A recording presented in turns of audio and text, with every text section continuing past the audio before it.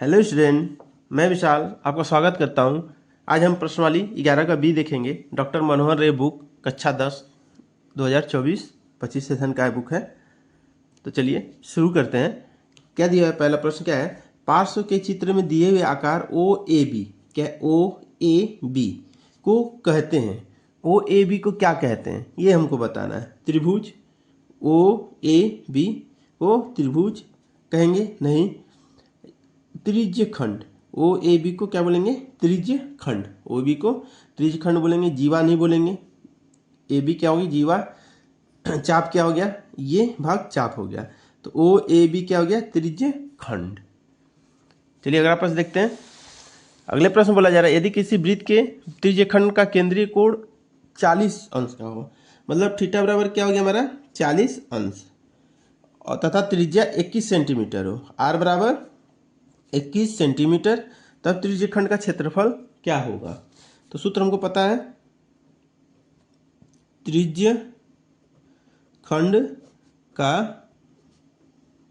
क्षेत्रफल बराबर थीटा बटा 360 गुने पाई आर स्क्वायर।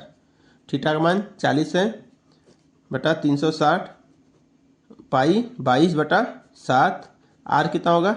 21 गुने 21। 7 से कटेगा तो 3 हो जाएगा। फिर हम 0 0 काट देंगे। 4 से कटेगा ये क्या हो जाएगा? 9।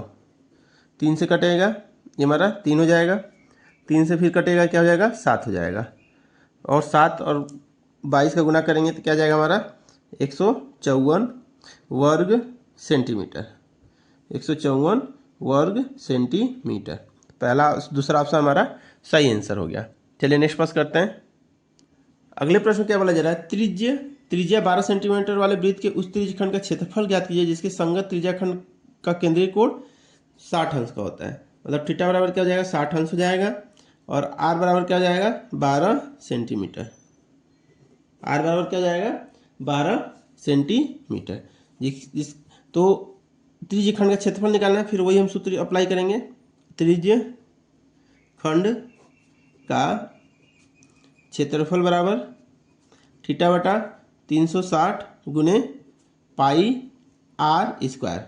यहाँ पाई का मान 3.14 रख देंगे। तो थीटा का मान क्या है? 60 बटा 360 हो जाएगा।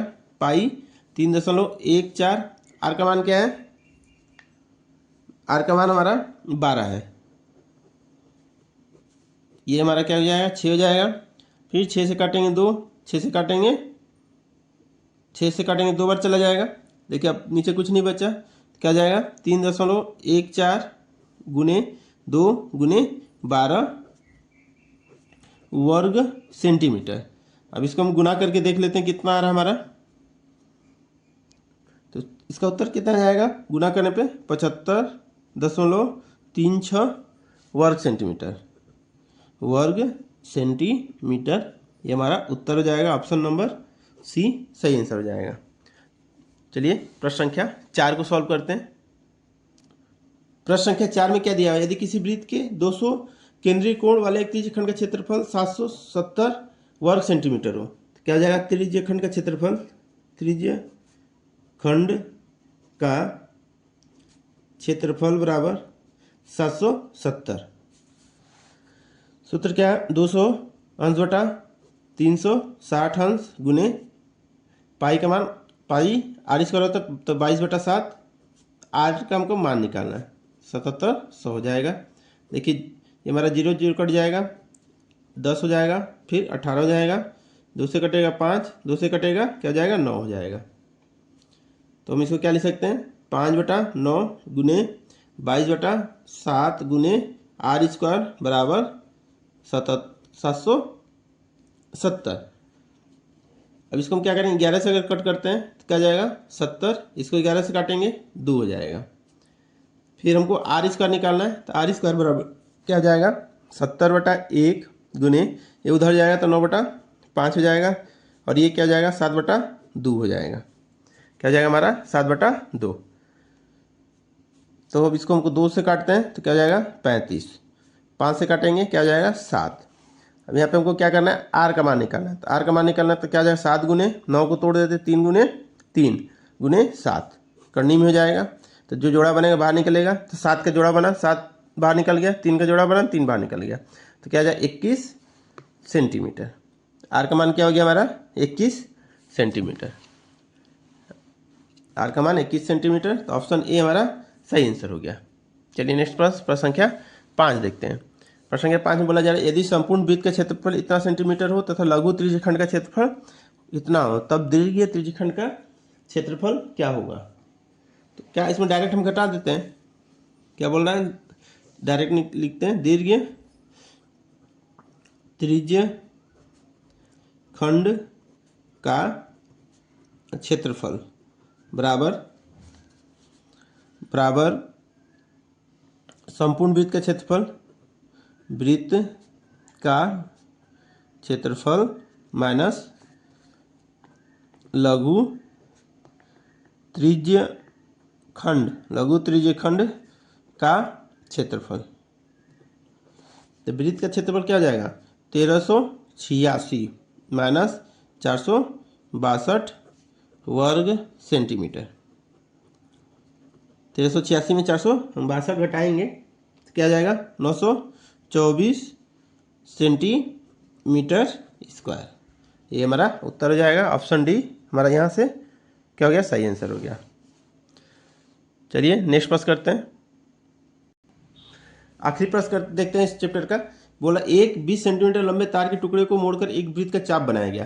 तार को मोड़ के क्या वृत्त का चाप बनाया जा रहा है, तो चाप की लंबाई के बराबर क्या हो जाएगा तार का लंबाई हो जाएगा, जो इस वृत्त के केंद्र पर 60 डिग्री का कोण अंतरित करता है।